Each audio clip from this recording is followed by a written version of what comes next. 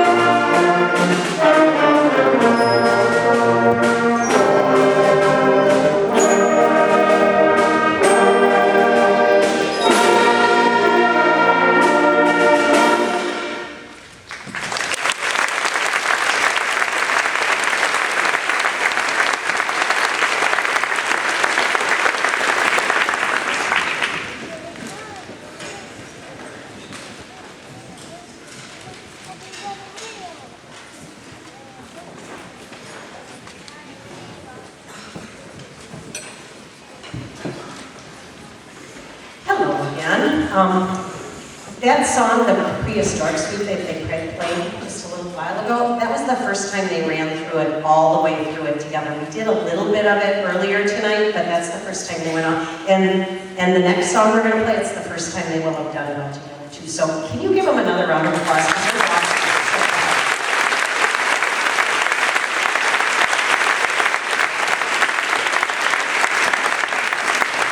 Thank you very much for your support. We really appreciate it. And you send us such nice children that make it a joy to come to work every day. And so thank you very much, because it is amazing working with these kids. And we're having a good time, I hope.